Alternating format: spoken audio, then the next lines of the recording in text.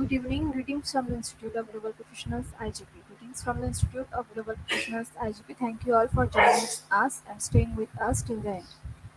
Honorable knowledge seekers, today I am your host for the evening. My name is Rutuparna Datta. I am from Bangladesh. Dear knowledge seekers, I am proud to be associated with IGP. IGP, a pure non-profit organization, is a social and ISO certified international educational and training institute. In the last 3 years, we have already served 35 million plus knowledge seekers and 100 plus countries. IGP is internationally recognized and globally accredited. We are connected to more than 450 plus professions and 4,500 plus organizations. Institute of Global Professionals (IGP) and ISO 9001 2015 and 10002 2018 is a training facility for skill development which was founded in 2020 and is generating competent candidates to meet demand in the global labor market by providing professional qualifications. The Institute of Global Professionals is an educational institute that provides social work globally recognized and reputable. We serve students and community resource providing holistic social work and education. We believe that it's not effective to increase one's skill just by acquiring formal education, so we provide effective training and concentration to generate generations all over the world. We distribute our services but locally, nationally, and internationally to students, job seekers, job holders, also for learners through respective campus locations and distance learning platforms. We are an occupational and dependable institute.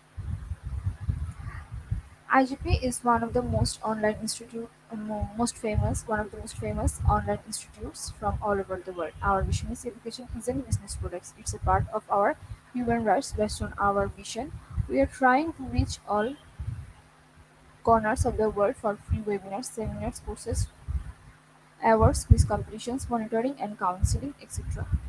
On the other hand, we are also trying to offer more than 100 premium services for free, like creating our portfolio website, resume builder, cover letter, motivation letter, and world knowledge platform for gathering knowledge, general knowledge which can upgrade all the kids learning websites, free courses, converter sites, and many more. We help to empower you to learn to meet their expectations and dreams and become highly skilled people. We implement several training programs, webinars, and online offline courses for the youth and learner by professional trainers, speakers, and coaches. Our sessions are conducted by globally renowned professionals to develop all kinds of youth and to promote the education of their abilities and personalities. Spreading knowledge is crucial for the Institute of Global Professionals. We believe that education, knowledge is love and light and vision. So we try to understand the needs of today's generation and will serve them a good research and practice method. We must have a genuine concern for the learners. We represent more diversity, growth, and innovation are required. To lead a session, to lead To lead a session with professionalism, passion, and integrity, IGP members are committed to offering effective, best quality service and continual improvement so that individuals who seek confirmation can improve their skill level and value. Before we move to the next, let me remind don't forget to share, tag, and mention your friend in the comment box. Your support is very valuable to us. Thank you. Before we move to the next, let me remind don't forget to share, tag, and mention your friend in the comment box. Your support is very valuable to us. Thank you. Moving to the next, with your continuous support. At this moment, this is a very we have already completed 1,559 webinars successfully. Wow! Moving to the next, with your continuous support, we have already completed 1,559 webinars successfully. Wow! Dear IGP speakers, participants, and well-wishers, at this moment, this is a very important message for you all. We changed and designed our website www.edu.igp.com. On this website, we have surprises for everyone. Hope you will benefited. We already launched our new website where you can find all our previous activities together with lots of new features. But one strong point is that without an account or login you can't enjoy our services. So create your account for once with your proper information. Note that With your proper information, we will you will enjoy all features. With mismatched data, you can't do anything here. From now on, you have to participate in live quiz competition on our website. We replaced Slido.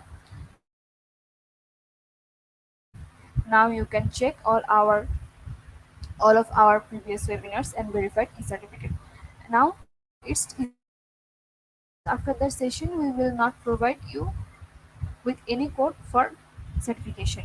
You have to take part in one exam. After that, if you passed, you will receive your certificate. Otherwise, not. But you can take part in an exam unlimited till you pass. If you are an IGP speaker, you can download all your previous certificates, speakership certificate. If you are a host of IGP, you can download your certificate of gratitude. If you are an online quiz competition winner, you can download your certificate of participation. If you were selected for a lifetime membership, then you can download a certificate of lifetime membership easily. Besides this, if you participated in any award function which organized and combined support with IGP, you can download that also. You can instantly prepare and download 18 types of instant certificate from our website within a minute. Certificate of Global Professionals Membership, Certificate of Global Influencer during the pandemic, Certificate of Active Knowledge Seeker, Certificate of Social Activities during the pandemic, Certificate of Achievement IGP Knowledge Seeking Campaign 2020, Certificate of Achievement IGP Knowledge Seeking Campaign 2021, Certificate of Achievement IGP Knowledge Seeking Campaign 2022, Certificate of Participation Webinar Series 1 Authentic Assessment in Teaching Learning, Certificate of Participation Webinar Series 2 Teaching as English as a Foreign Language and Assessment, Certificate of Participation Webinar Series 3 Digital Classroom English 1, Certificate of Participation Webinar Series 4 The New Trends in Education, Certificate of Participation Webinar Series 5 Upskilling Organization Partnership, Upskilling Organization Leadership and Managerial Skills, Certificate of Participation Webinar Series 6 Trend in Innovation, Trends and Innovation in Mathematics Education, Certificate of Participation Webinar Series 7 Research a Comprehensive Approach, Certificate of Participation Webinar Series 8 Art in Teaching Special Program in the Arts, Certificate of Participation Webinar Series 9 21st Century Tools in Teaching Mathematics, Certificate of IGP Corporate Ambassador, Certificate of IGP Campus Ambassador, which you can prepare and download within a minute. From now, you can participate in 1000 plus international level quizzes with verified certificate. Teaching tips for teachers, health tips for parents, health tips for teens, gamification tools for teachers. You can join IGP alumni. You can check out our 50 plus premium services website for free and many more. Dear IGP well wishers, we promised previously but lack of technical issue. We are late sending you on time. This is a great opportunity to collect your previous credentials. We solved all issues from our website. Now you can enroll, reset password, everything. You can check your dashboard for all webinars details. It's a cordial request to you check all buttons and pages on our website. Surely I can say you will be benefited. Thank you, but note that without an account or login, you can't enjoy our services.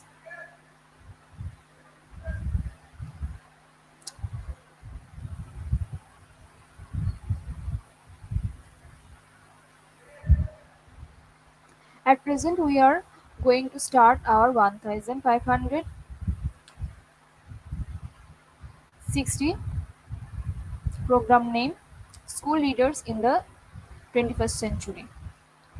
And today's our speaker, Ma'am Mary Grace Katura Talavera, PhD. Before I hand over the stage to Ma'am, I want to share a little bit about our speaker. Master teacher, director, doctor of philosophy. Now is a very important moment for me to invite our speaker to IGP with her presentation. Hello, ma'am.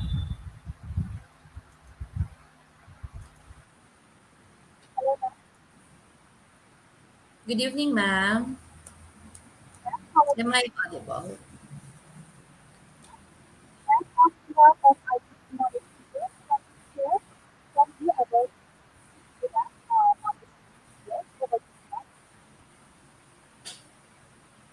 Can,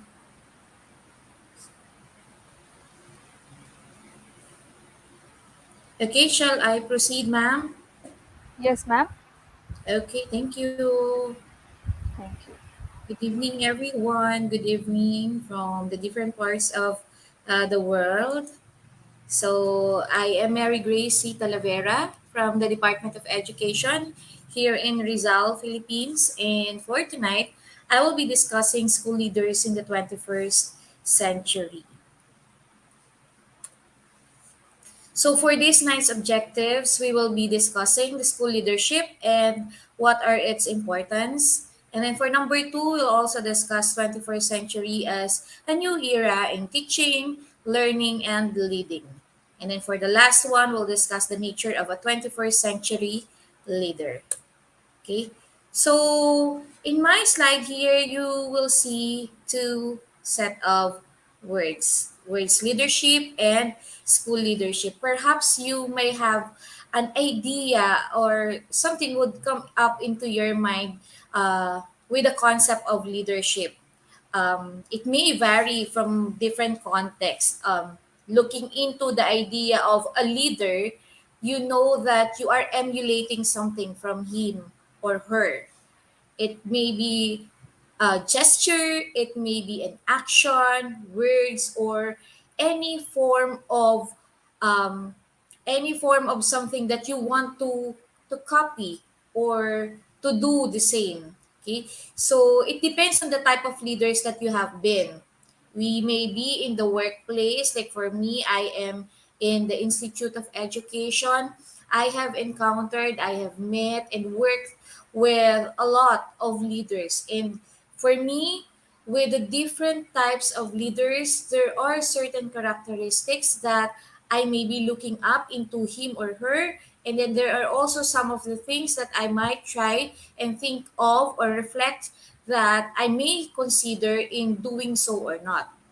So it depends on the exposure. So if you cast your mind over the times, you may look into the past and reminisce of how were you when you were with this kind of leader.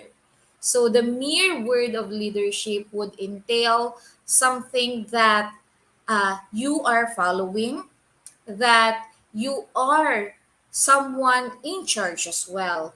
If you have been given a task in your particular works or areas, you are a leader in your own right.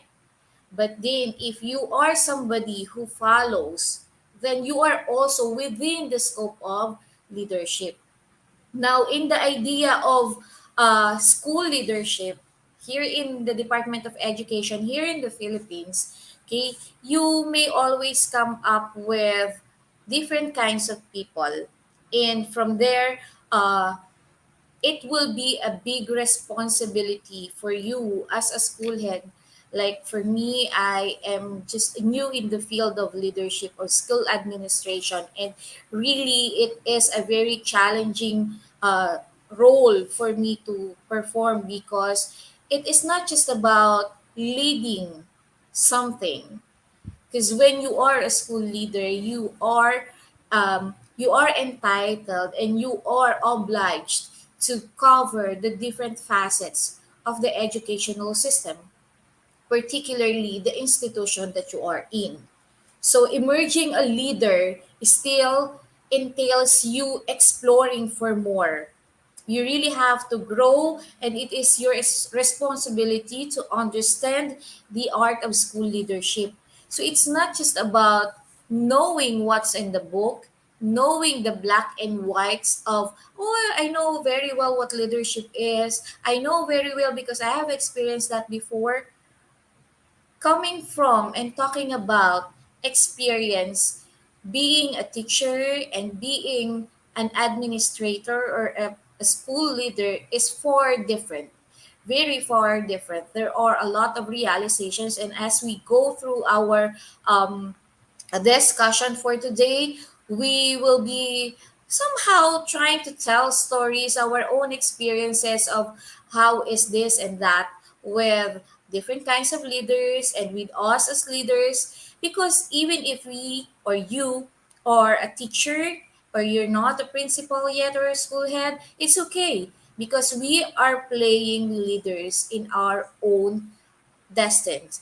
We are playing leaders in our scope of responsibility. When we enter the classroom, we are a leader. When we enter a faculty, we are also a leader, likewise.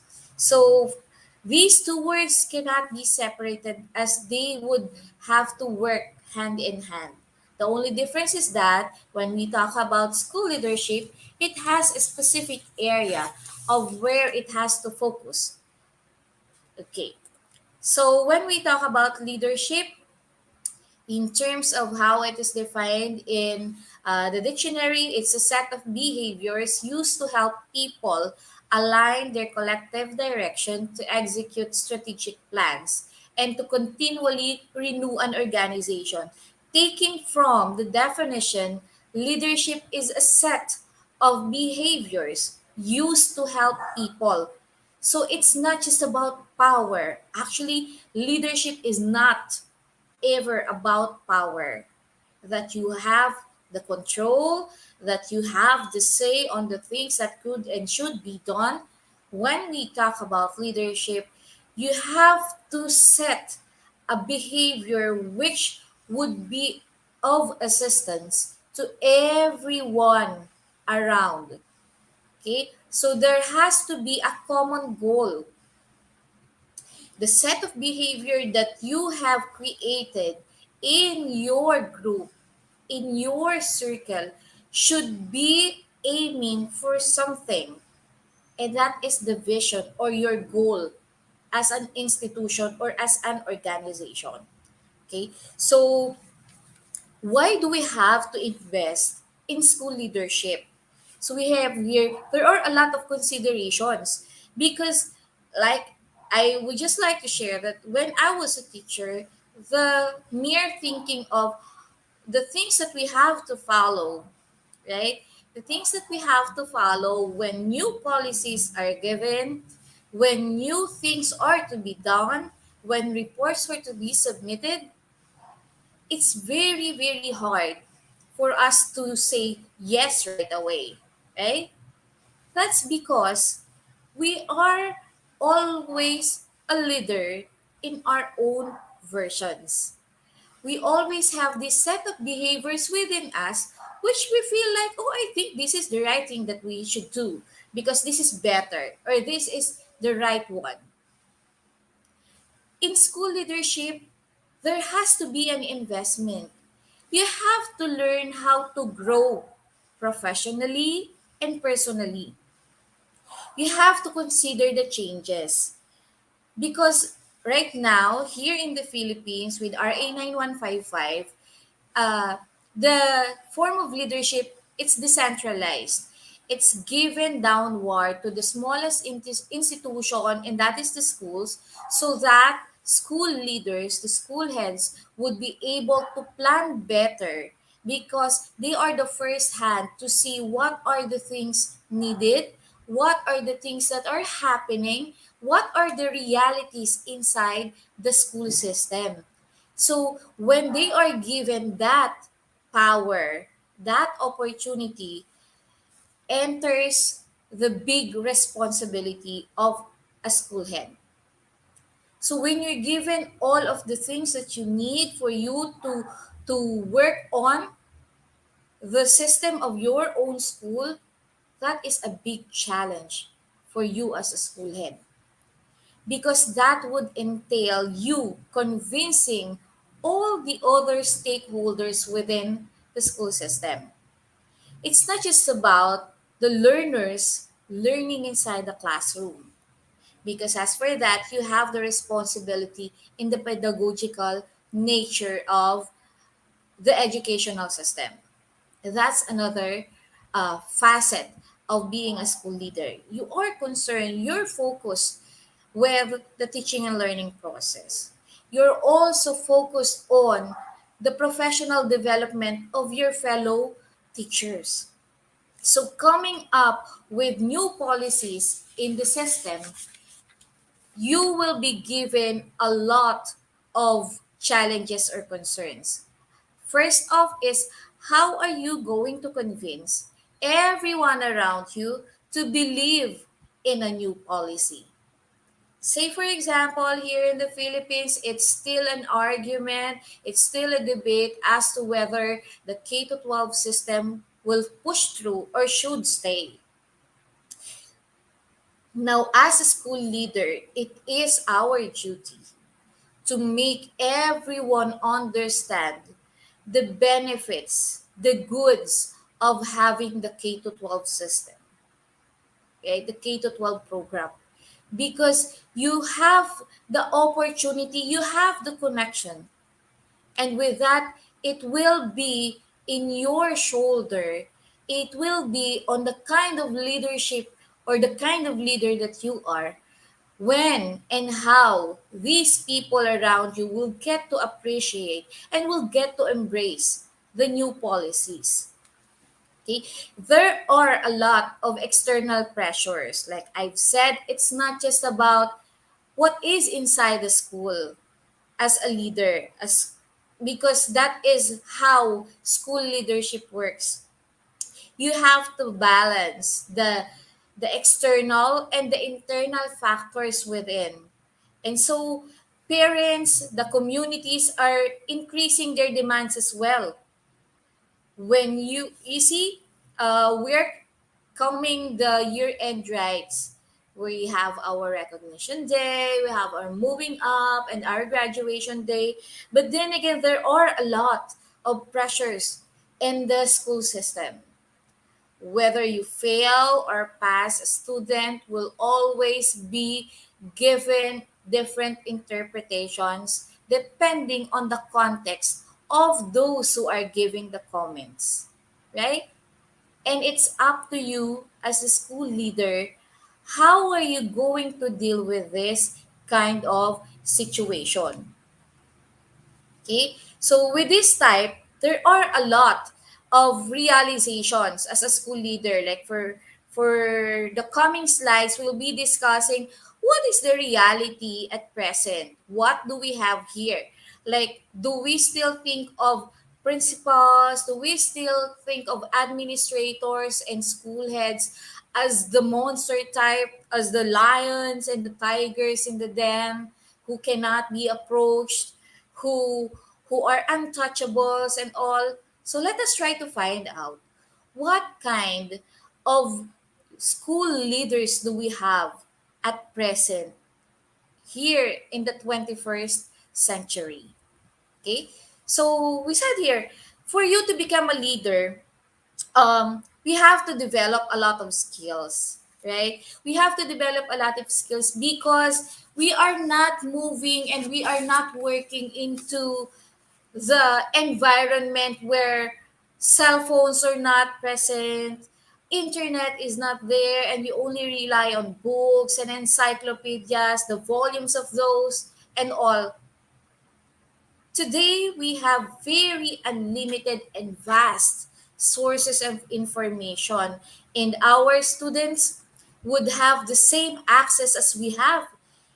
You will be surprised to know that they have their subscription on different apps or learning apps information where we are not subscribed to. The AI, the AI technology is right there. We might be left behind by our students, and we have to keep up with that.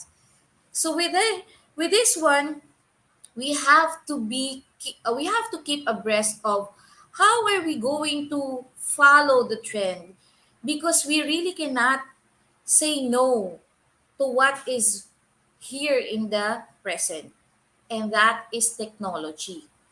We have learners, we have students who have been introduced and who are endowed with the presence of smartphones, of tablets, of laptops, who cannot spend a minute or two without holding their cell phones. And that's the reality. So as a school head, as a school leader, how are you going to use this technology, these things that we have at present, in our advantage? How are we going to utilize all of this so that we would be able to level up the learnings of our students and the growth of our teachers. Okay? So it says here, for school leaders, we have to lead the change. Okay? Most of our school leaders, we know we have a new breed of leaders, but we cannot set aside the wisdom that we have for our seasoned school leaders. And it says here, for you as a school head to lead the change and to be successful in the 21st century, we have to have these three forms of leadership. First off, we have the upward leadership.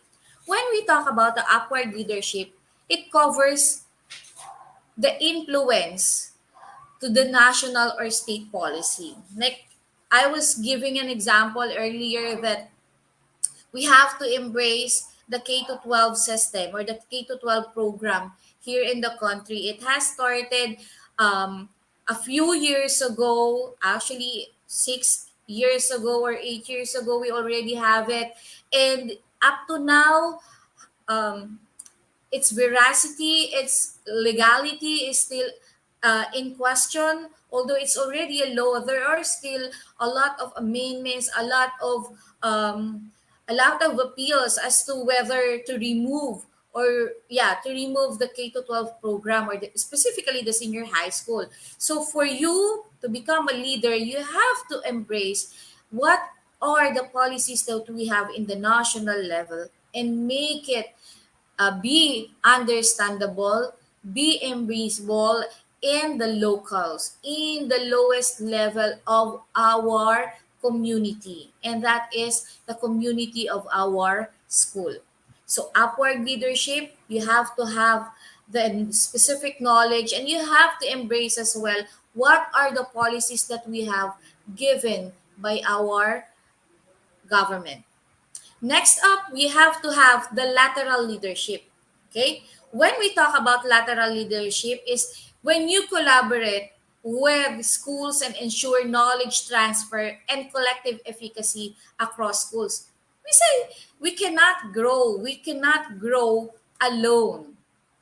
We learn more with the presence of others around us. When we collaborate, we triple, we multiply what we are absorbing, the information and all those learnings. So when we talk about lateral leadership, you collaborate with others. You don't just work with your own self because when you collaborate with others, there are a lot of things that you may get and you may understand from them.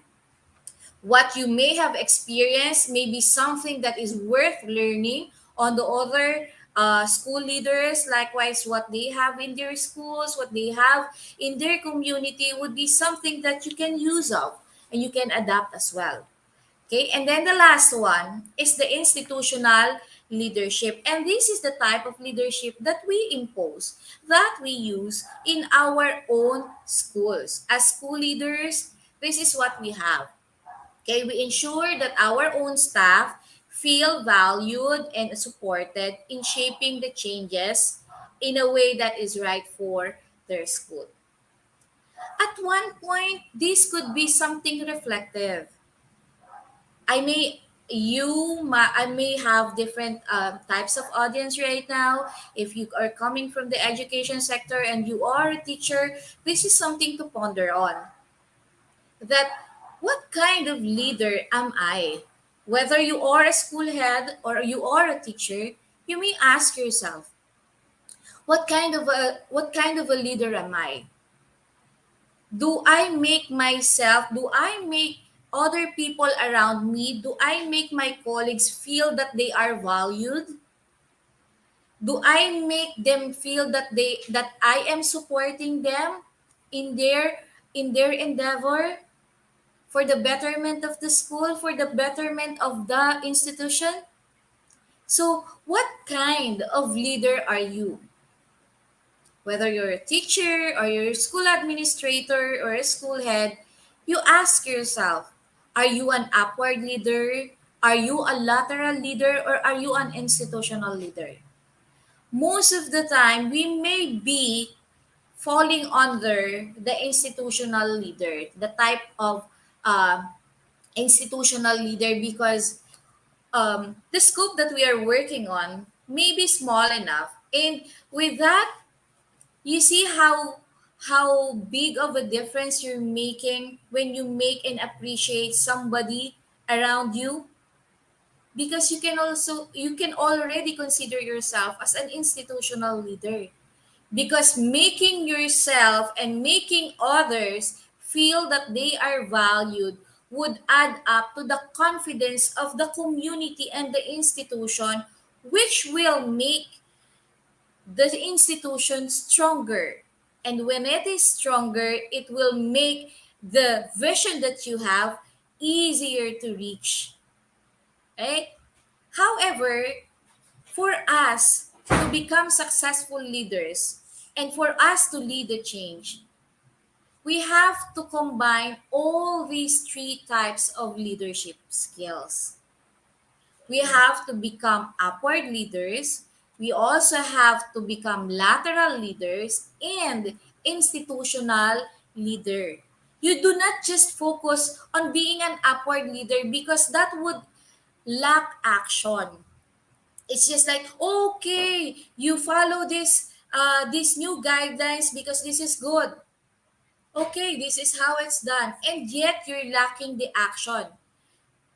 How are you going to make them understand what is being imposed? What is being imposed when you cannot work on it by yourself and with other people, right? How can you make these new guidelines and how can you make other people believe the new guidelines if you are not giving them an example? And the best example that you can do is when you apply it in your own institution, in your own classroom, in your own office, in your own school. So with this working all together, for sure, you will become a good leader leading the change. Because we cannot escape change. We really cannot change because it's right there. At one point, you may have adapted to the new changes, and yet it will turn out there are a lot of changes coming as well. Okay? Okay, so these are the type of leaders that we are, and we hope that you will also be become these types of leaders all rolled into one. We don't just become one or two, but we all be an upward, a lateral, and an institutional leader. Next is that 21st century learners. We say that as school leaders, the very heart of the school and the institution are our learners. We are here because we have one common goal, and that is to make education and to make learning possible to all types of learners that we have. And when we talk about 21st century learners, we are dealing with learners who have been born or who were born in the 2010, okay, and who to 2015, and we call them the generation alpha. So with this type of learners, cell phones, applications, internet, tablet are something that is not alien on them. Even 2 years old can manipulate a cell phone. Even a 3 years old can open a TikTok and open a Facebook and a YouTube, and they would be singing and all because they are part of the 21st century. And when we talk about 21st century, we are dealing with the new frontier of education, the new frontier of learning, because they are the new breed of learners. And we cannot just say, I can follow what is the trend of the present times, because there are a lot of trends that only our learners can adjust, can adapt, and understand. Imagine and try to observe when you have your toddler with you, or a sister or a cousin or your nephew. You have a toddler with you at home, and they are holding the cell phone, and you try to get the cell phone. They will cry to death because leaving a cell phone, or yeah, leaving a cell phone behind, or getting a cell phone out of their sight would be something that is depressing on their part, because they're just so used to having those in their everyday doings. Likewise, more so with our teenagers and even us.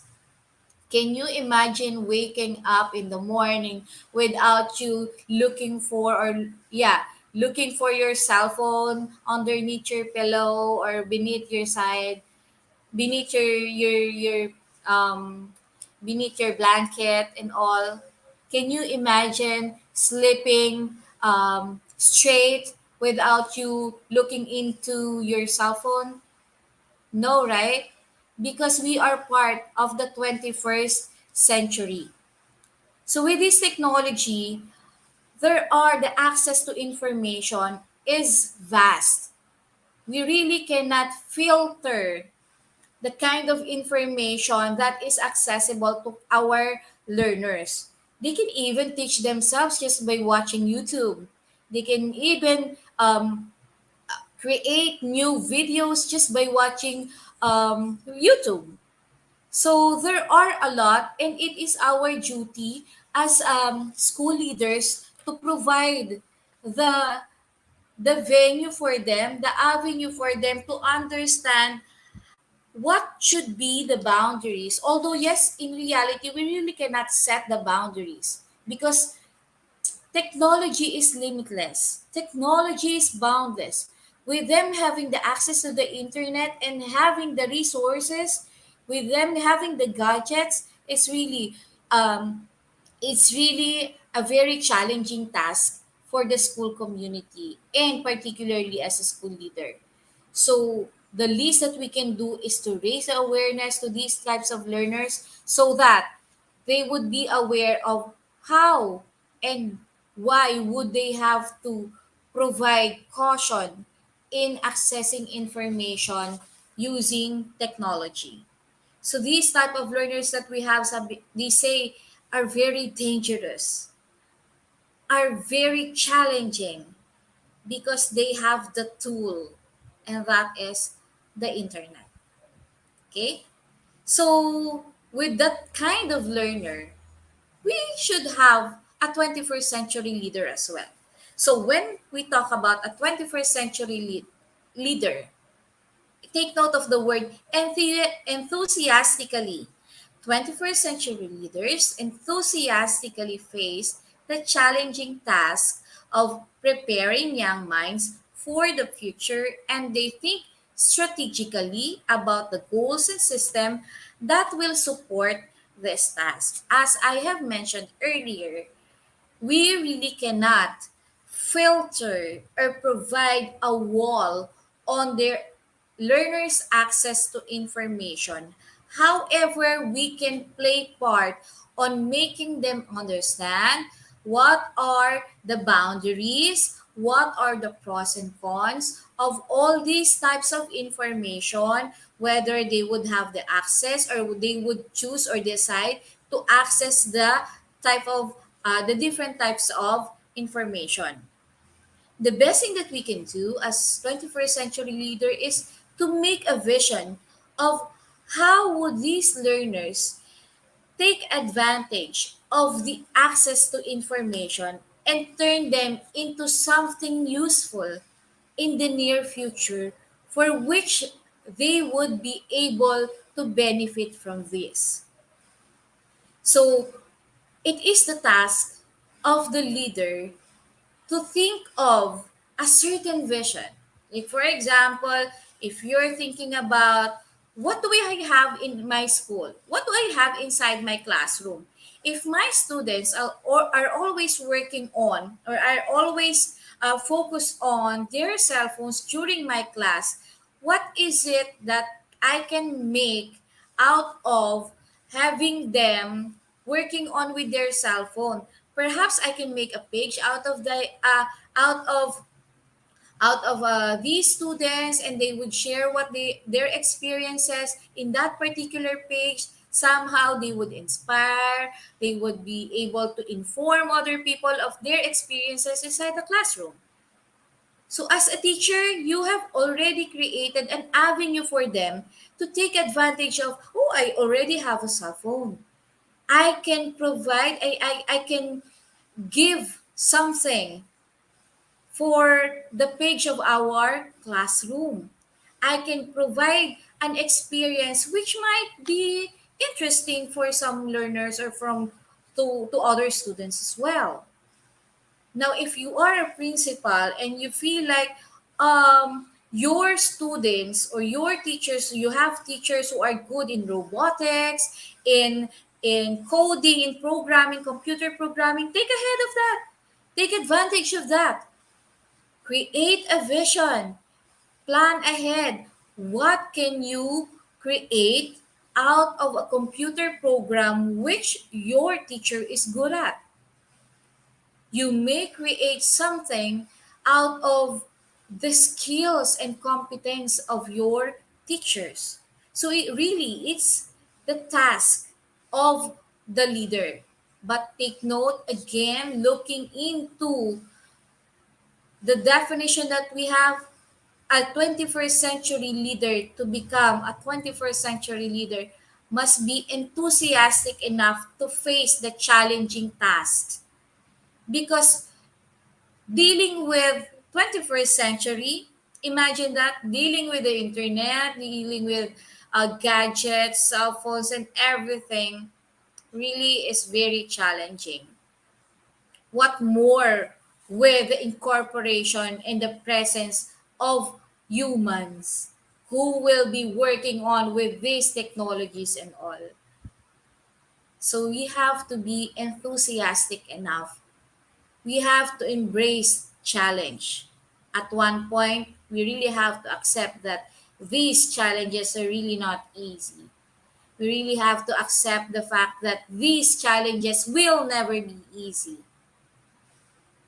but they will if we look at it on the more positive side, on the benefit, on what we will earn right after overcoming these challenges. Okay, next up. So, if you really want to become a 21st century leader, what then should be your personal traits? Let's see. So, for you to become a personal 21st century, a successful 21st century leader, first is curiosity. I said a while ago that we have to be enthusiastic enough and we have to think strategically.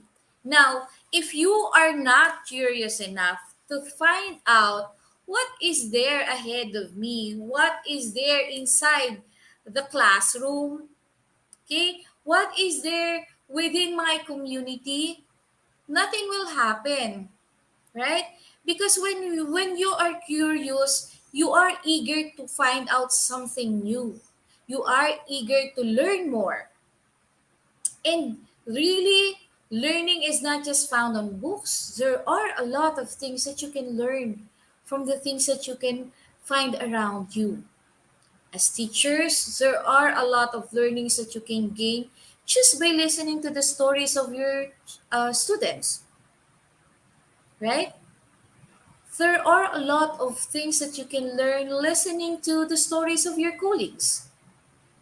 Likewise, if you are curious enough to find out among this set of learners that you have, what is driving this naughty student to become naughty inside the classroom, you will learn a lot. Because curiosity will lead you into discovery. Discovery on whether it's a good thing, it's a positive thing, or a negative one, it will depend on how you're going to perceive that curious mind and curious discovery that you have. So you really have to be curious. You have to have the eagerness to know and find out what is there awaiting for you. Right?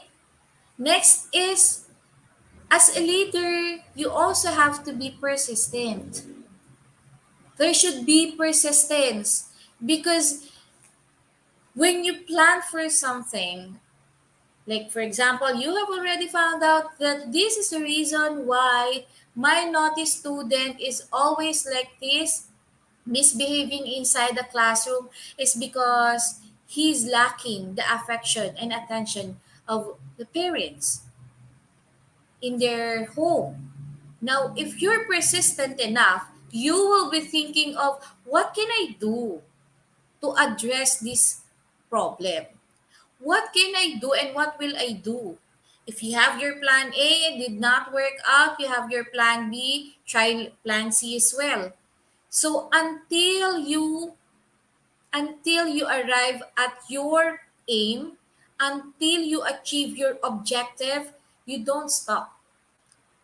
Because as a 21st century leader, what could have been your challenges or problem at the moment, and whether it will be solved the following day, chances are there will be another one coming right away. Just because change is right there. Change will always be there for us to deal with. And it will be on us as leaders to become persistent in overcoming all these coming changes.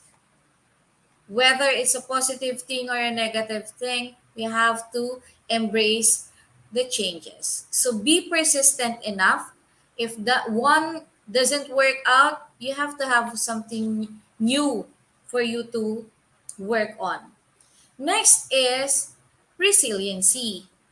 Now, yes, like I have said, in the 21st century, it's not just as simple as I don't have an information about um I don't have information about the new policy on child protection.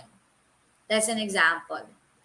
Now, in terms of, I cannot think of other ways how I will be able to identify or how will I understand this challenges.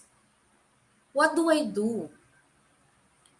I am so exhausted of accomplishing all these paperworks because it's year-end, guys.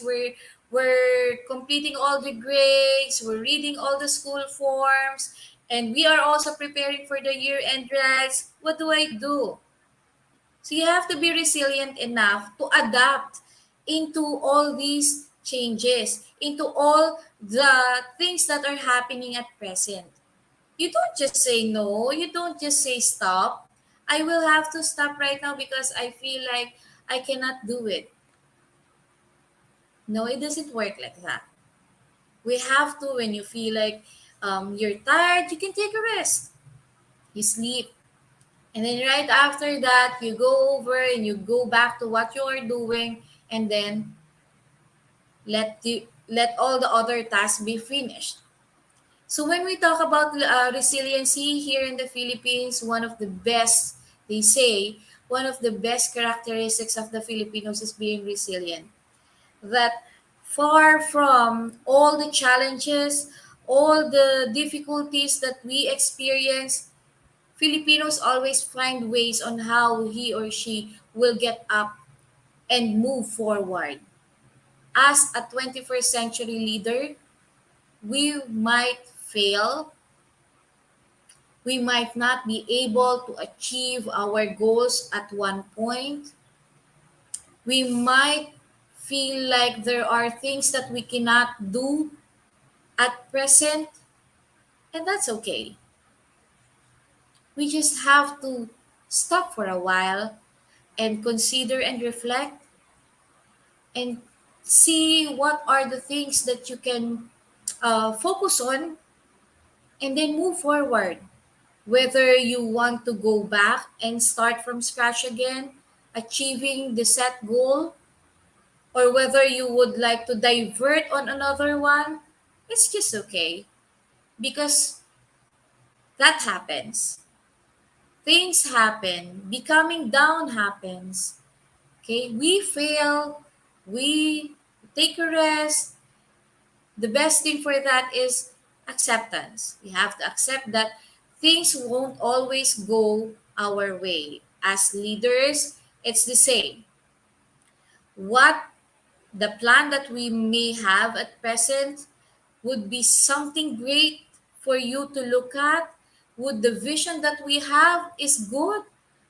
And yet, why can the school community understand that this is for the betterment of the school? That's okay. You just have to think of what are the other ways that I can do for them to understand it. You just have to be resilient. Okay? Next is flexibility. For you to become a successful 21st century leader, you have to be flexible. You have to learn to adjust to the community, to the different types of people that you have, the different situations that we have. As I have said a while ago, we are not just dealing with something that's always positive. We're not always dealing with a happy environment, a 24/7, 12 months, something that everything is happening on the way that we want it. But we have to be flexible on there are things that we can that won't go our way.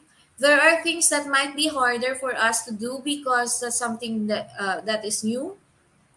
Yeah, that's how a 21st century leader is. Next is responsibility, but of course, you cannot be a leader if you are not responsible enough. And when you're responsible enough, you know that there are a lot of duties and responsibilities that are on your shoulder.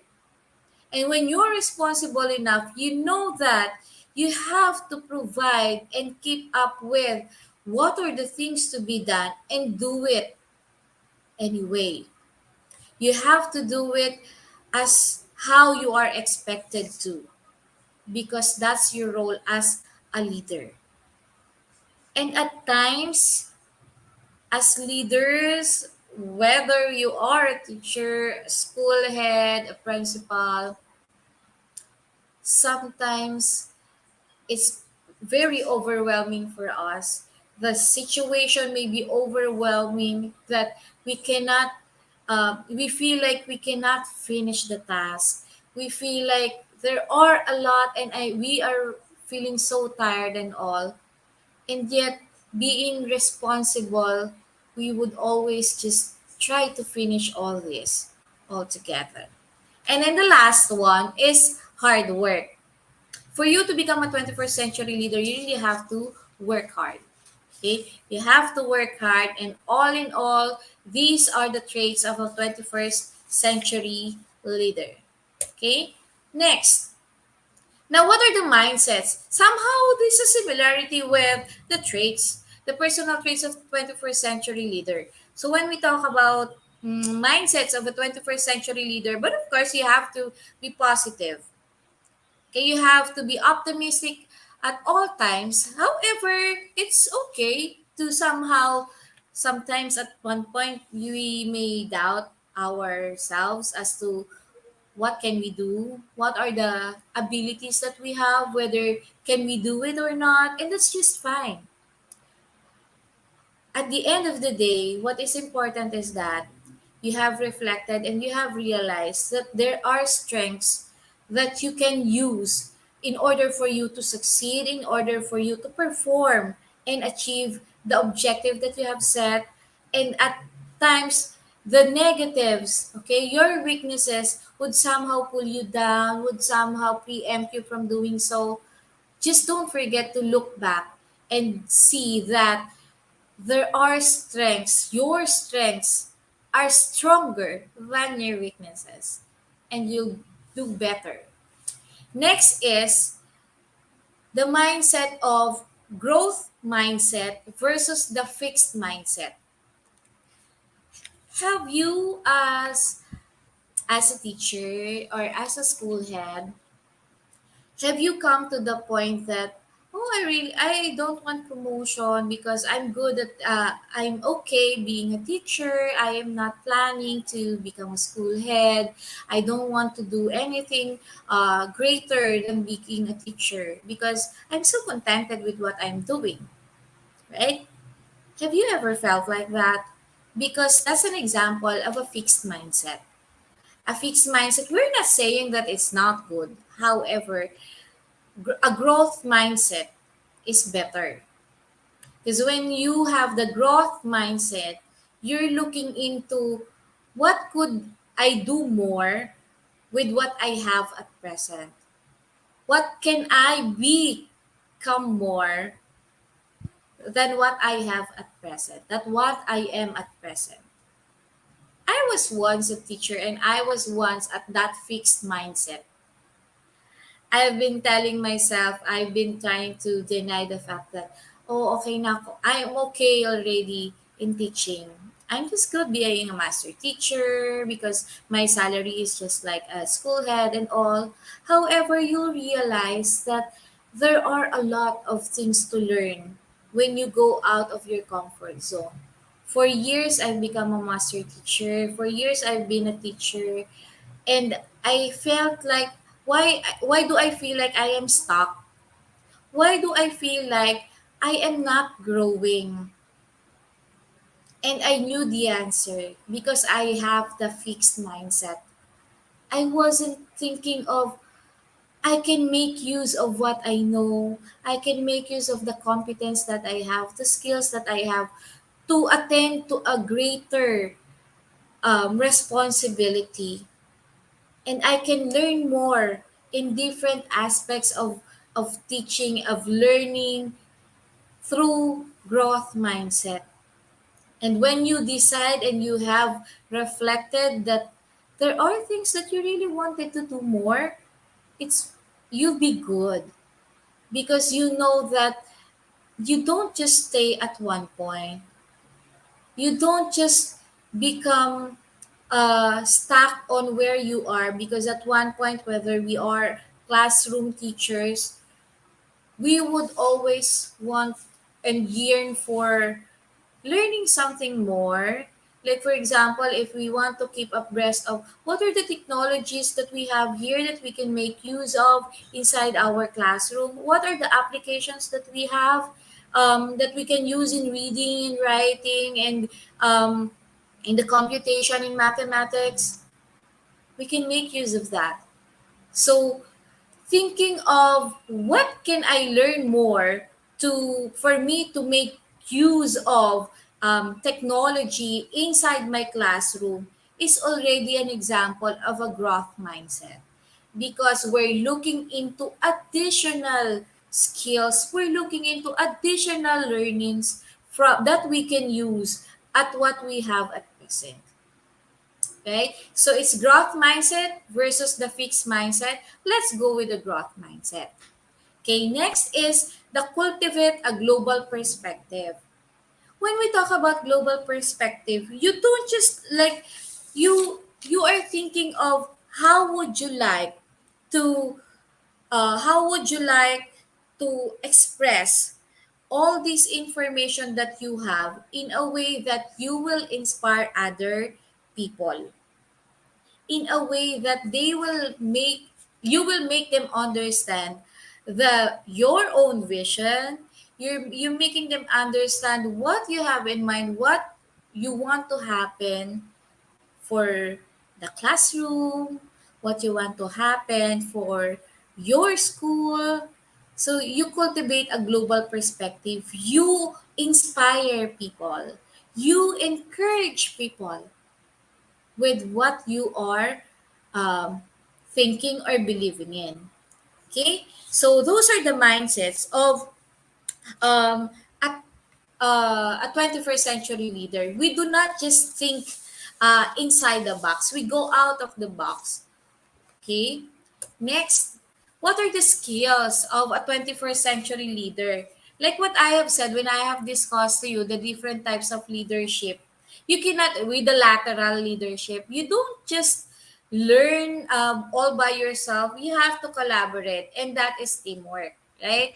And then another one, you know, we know very well that the very reason why we are teachers, the very reason why we became school heads is that in terms of IQ, with intelligence quotient, we we have the intelligence, right? And so with that, we are also needing to have the high emotional quotient. Becoming a 21st century leader and becoming a school leader, it's not just about what you know in terms of curriculum, in terms of pedagogy, and everything. It's not just about it. More so when you are a leader, you work with people. That is why teamwork is on top of our list. You work with people, and when you work with people, it's not just about bringing some information. You have to have a bond. You have to establish a bond that will make them um, go with, or yeah, that will make them understand what your goal or your vision, and eventually will lead you to the achievement of such. When you have a higher emotional quotient, it you make your colleagues understand what you think, what you plan of, and at the same time, you understand what they are thinking of, what they are feeling, and what they want to do as well. So this sometimes the emotion is greater than the IQ in terms of becoming a leader. Because when you have established a certain tie with your team, you will never find it hard to plan ahead and have an action towards the achievement of your goal, because you are one with your team, because you have established that specific and strong tie with them. Next is focus. Yes, it's very important that you have to focus. What is it that you really want? What is it as a leader? What is it that you want to do inside the classroom, okay? Inside your office as a school head, what is it that you really wanted to do? Right? Okay, next. What are the habits of a 21st century leader? Because what you do constantly becomes a habit, they say, right? So, first off, when you are a leader, you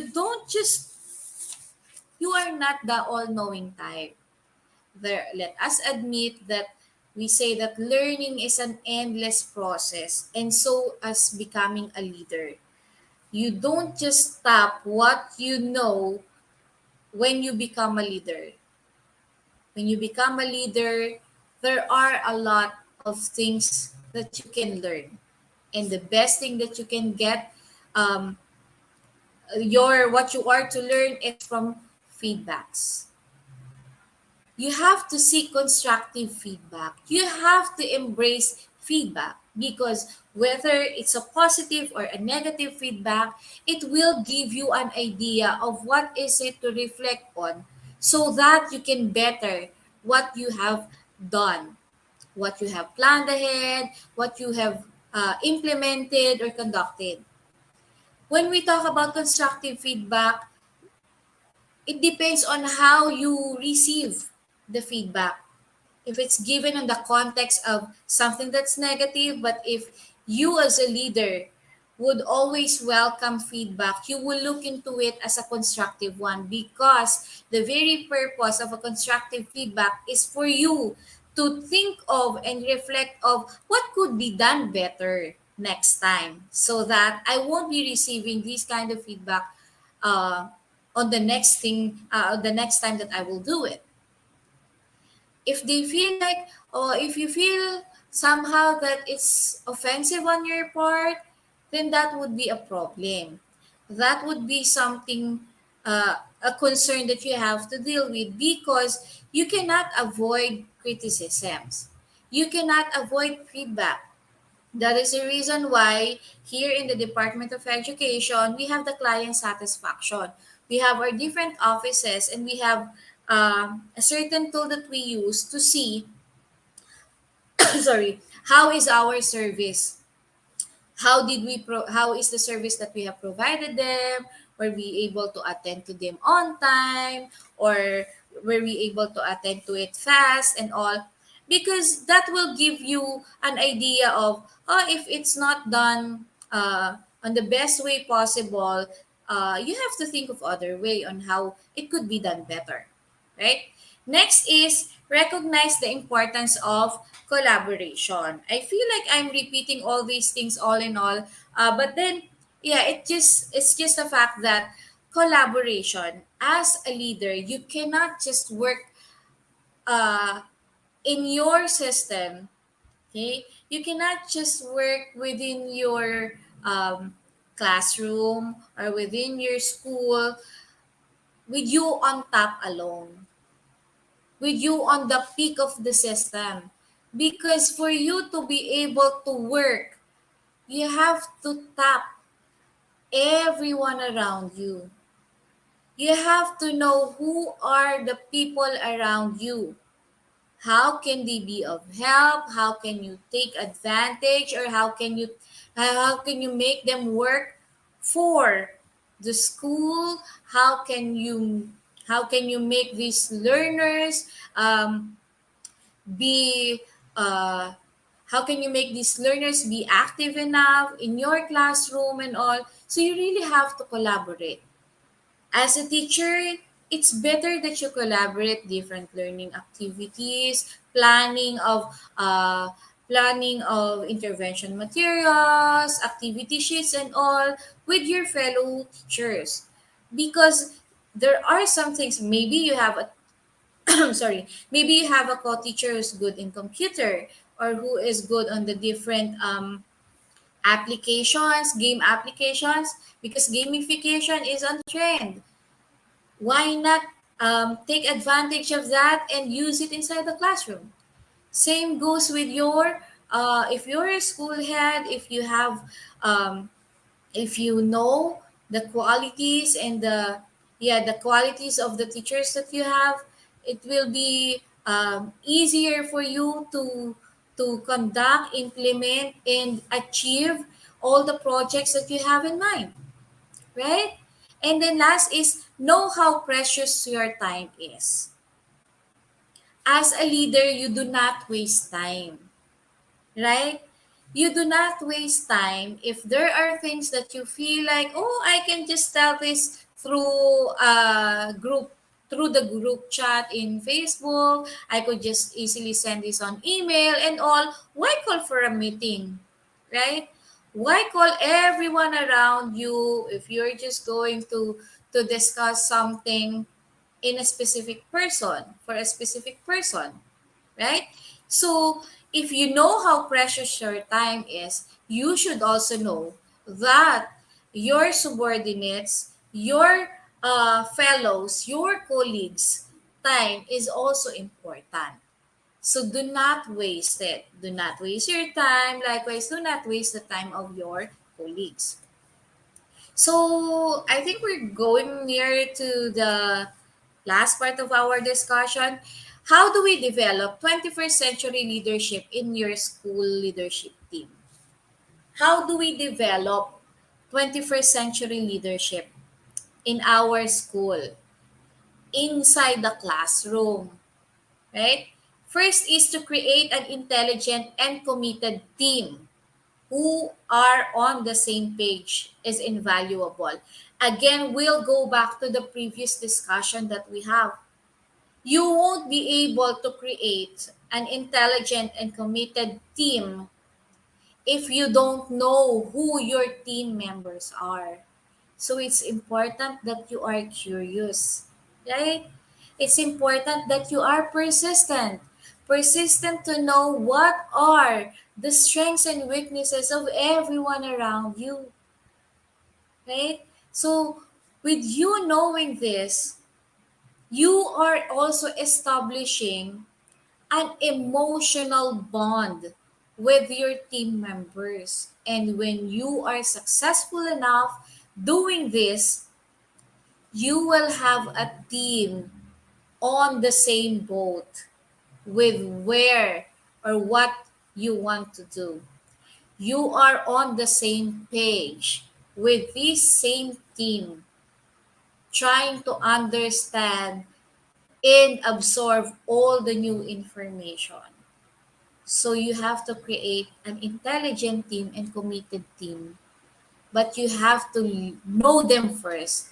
You have to bind and tie them first with you. Next off is to conduct formal school leadership training. And this is what we do.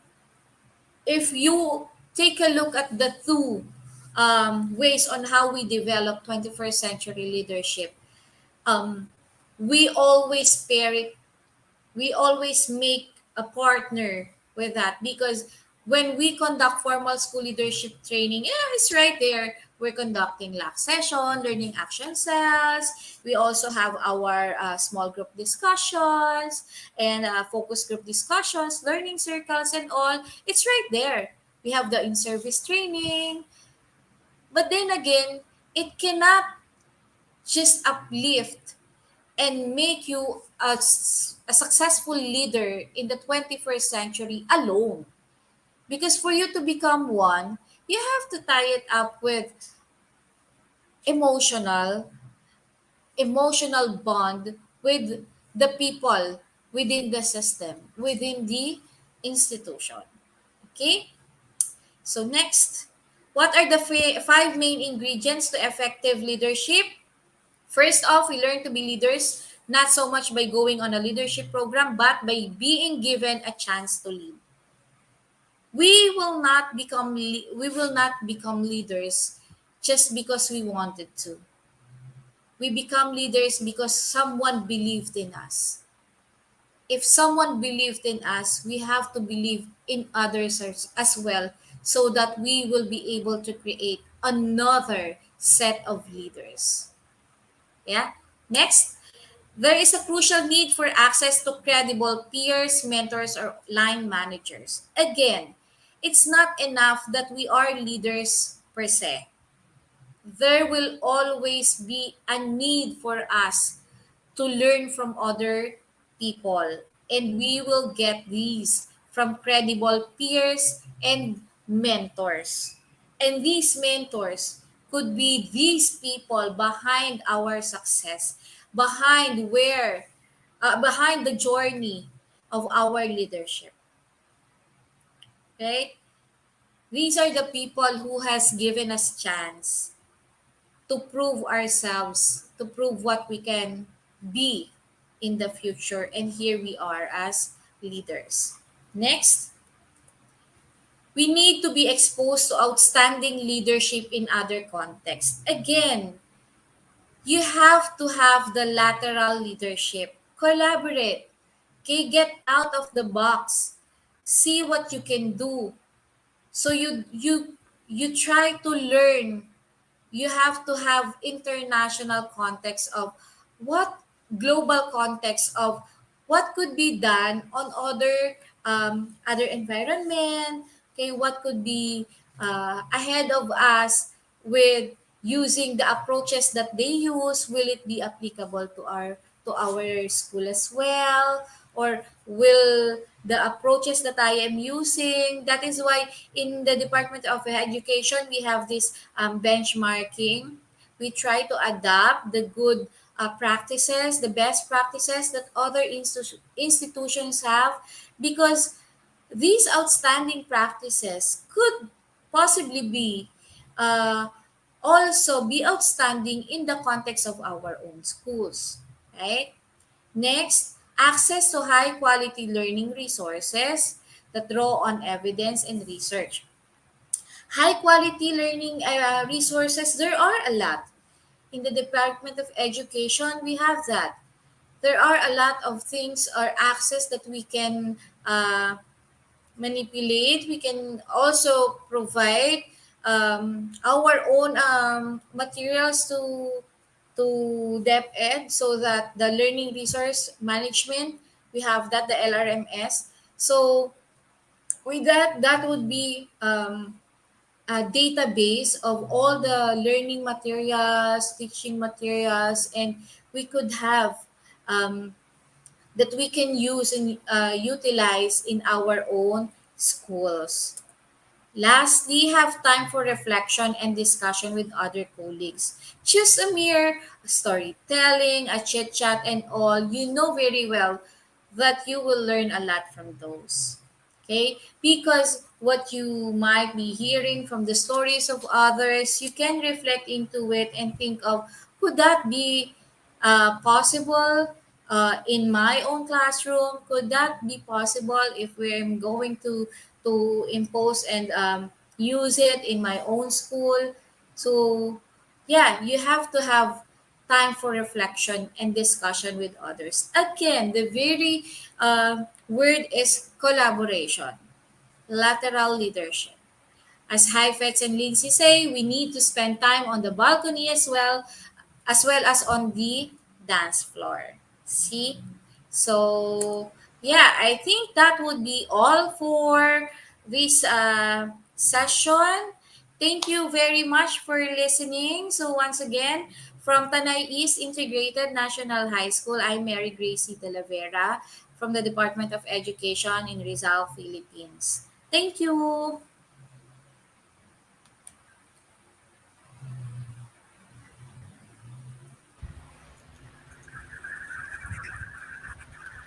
Thank you so much, ma'am, for your rich content presentation, which can impact our knowledge seekers surely.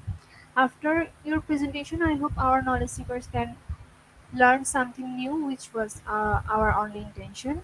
Learn and grow together, IGP knowledge seekers. Once again, thank you so much, ma'am, for your presentation. Now, ma'am, it's time for our question and answer session, which is the one more valuable part for our regular webinars. Honorable ma'am, please stay with us. After a short video, we will be back in our session part 2, which is the question answer part. Dear IGP knowledge seekers, please ask your question in the comment box as much as you want to know from our speaker. Thank you. After question answer, we have our webinar certificate and online quiz completion. Dear IGP knowledge seekers, please ask your question in the comment box as much as you want to know from our speaker. Thank you. After question answer, we have webinar certificate and online quiz completion.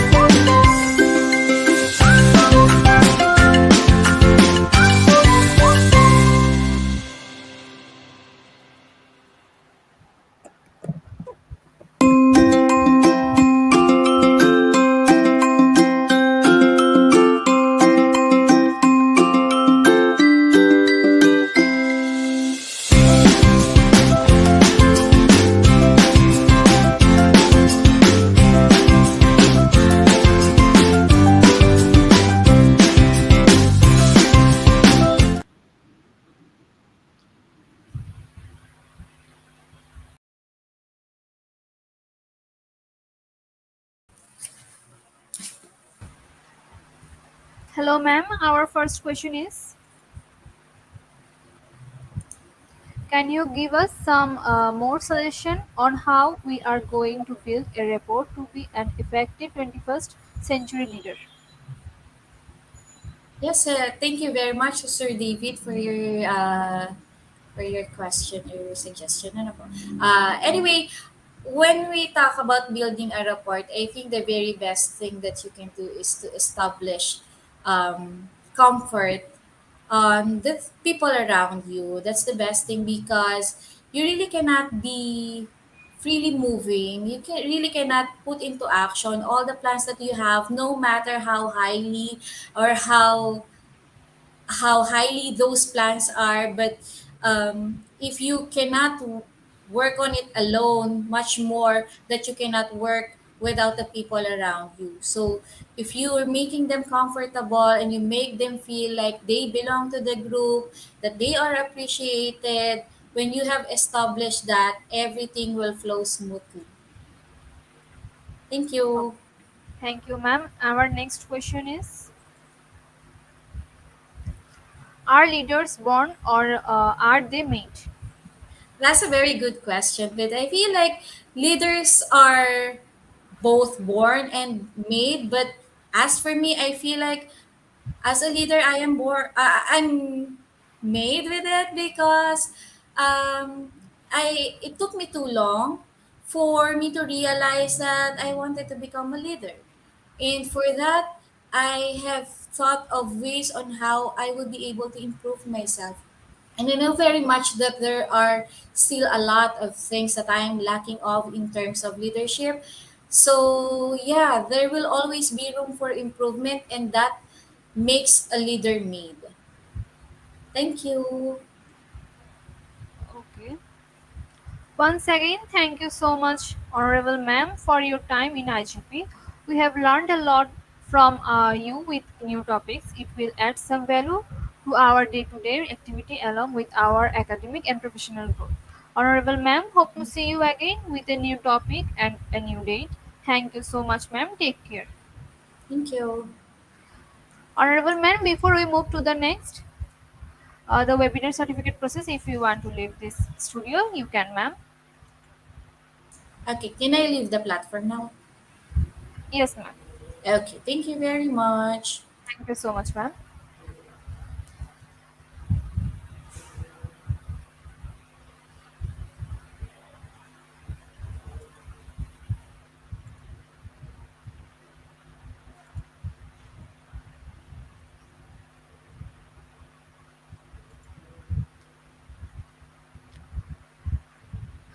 IGP Knowledge Seekers, it's time for the webinar certificate process, the most attractive and powerful part of our regular webinar. After a short video, we will start our webinar certification. After webinar certification, we have an online quiz competition and quiz certification.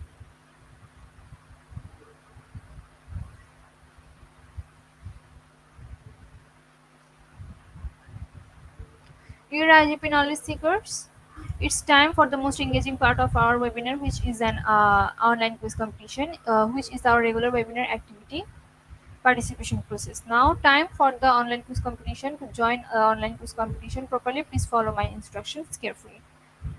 Now, time for the online quiz competition. To join the online quiz competition properly, please follow my instructions carefully. For some technical problems, we can't continue our quiz from the website. So to join the quiz, you have to go to www.slido.com, and today's quiz code is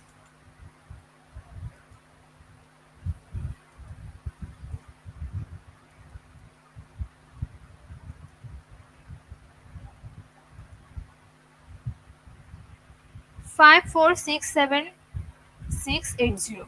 4567680.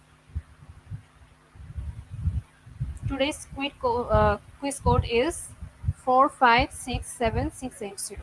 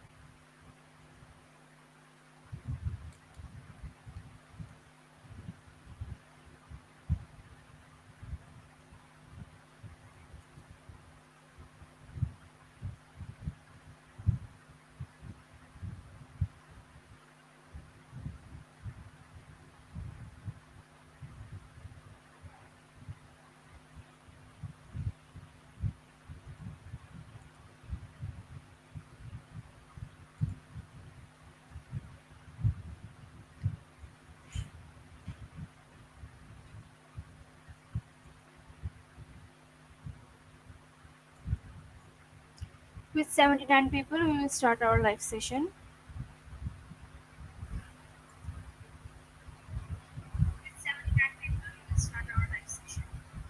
Our first question is: managers must also be great leaders in the 21st century. Is it true or false?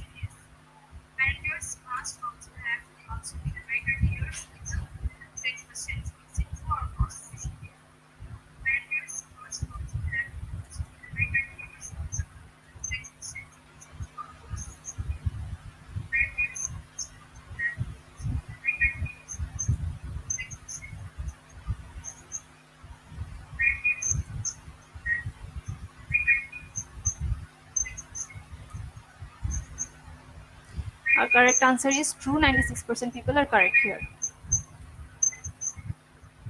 In the leaderboard, first position is Jocelyn F. Carpio. Second position is Alex Xavier Alvarez. Third position is Mary Joy Alroza. Fourth position is Gemilian V. Rivera.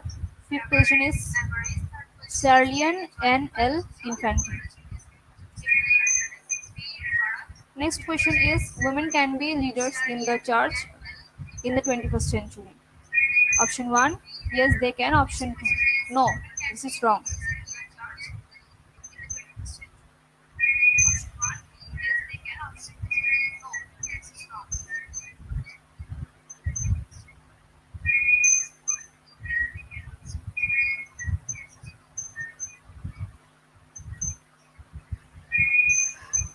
The correct answer is yes they can. 96% people are correct here. In the leaderboard, first position is Jocelyn F. Carpio. Second position is Alex Xavier Alvarez. Third position is Mary Joy L. Rosa. Fourth position is Gemilian V. Rivera. Third position is Celian N. L. Infante. Our next question is: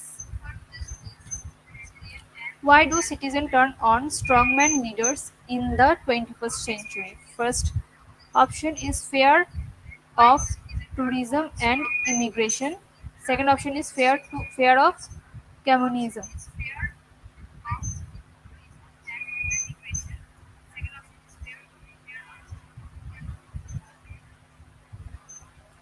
And the correct answer is fear of tourism and immigration. In the leaderboard, first position is Jocelyn F.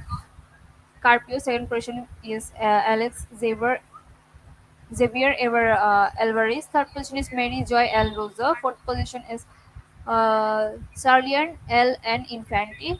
And the fifth is Jeffrey A. Salim.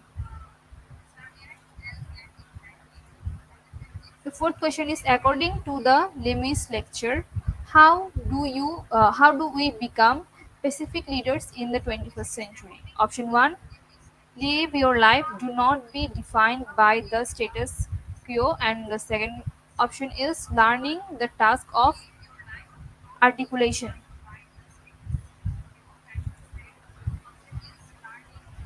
And the correct answer is learning the task of articulation. 23% people are correct here. In the leaderboard, first position is Cristina Devel Rosario. Second position is Inelita Q Villanueva. Uh, Third position is, sorry. Our fifth question is: the four key functions of leaders in the 21st century are driving, transforming, shifting, and enabling. Is it false or true?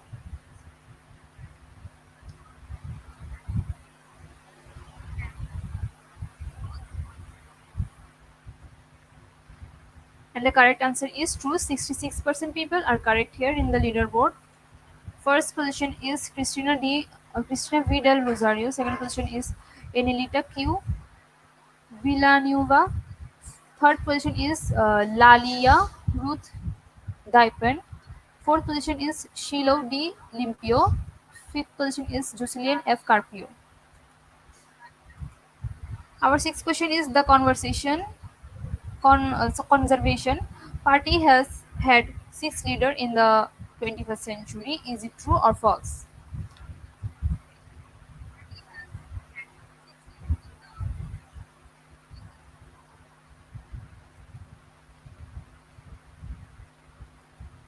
And the correct answer is true. 69% people are correct here. In the leaderboard, first position is Enelita Q Villanueva. Second position is Shilio D. Limpio. Third position is Jocelyn F. Carpio. Fourth position is Jamilian V. Rivera. Third position is Charlian N. L. Infante.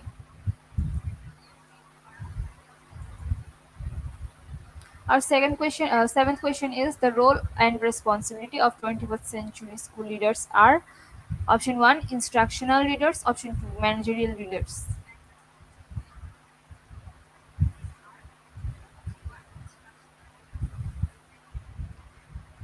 And the correct answer is instructional leaders. 83% people are correct here. In the leaderboard, first position is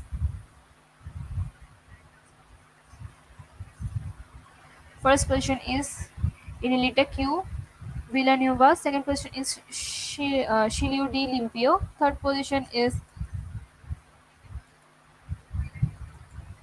Jocelyn F. Carpio. Fourth position is Charlian N. L. Infante. Fifth position is Gima D. G. Benelada. Our eighth question is 21st century school leaders are emotionally intelligent. They believe in collective genius. Is it true or false?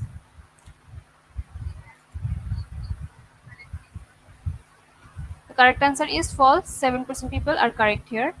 In the leaderboard, first position is Elenita Q Villanueva. Second person is Shilo D. Limpio. Third person is Gisilian F. Carpio. Fourth person is Charlian N. L. Infante. Fifth person is Gima G. Benelada.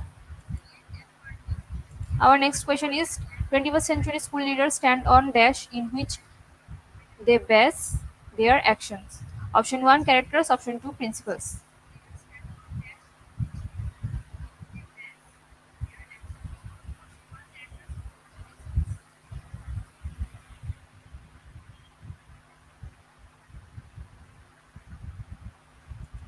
And the correct answer is principles. 62% people are correct here. In the leaderboard, first person is Inelita Q Villanueva. Second person is Shiliu D. Limpio. Third person is Jesilian F. Carpio. Fourth position is Charlian N. L. Infante. Fifth position is Cristina V. Del Rosario. Our last question is 25 leaders are connected with the world. They solve problems effectively. Is it true or false?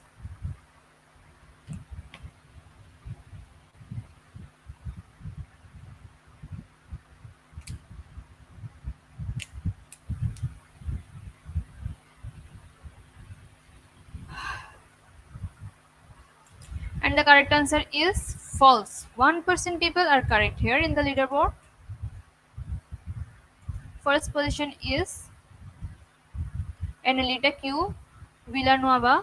Second position D Limpio. Third position is Jocelyn F. Carpio. Fourth position is Sarlian N. L. Infante. Fifth position is Lia Falcunla. Congratulations, Enelita Q Villanueva. Niva.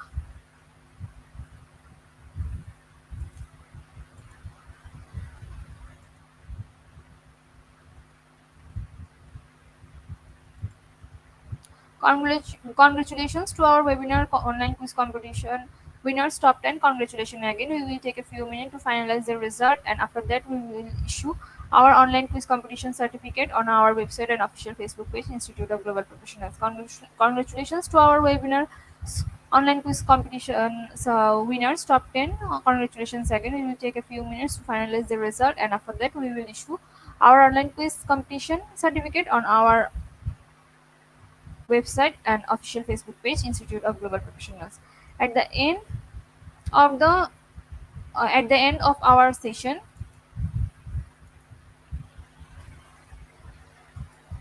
At the end of our session, we can say properly feed your skill, never stop learning because life never stop teaching us.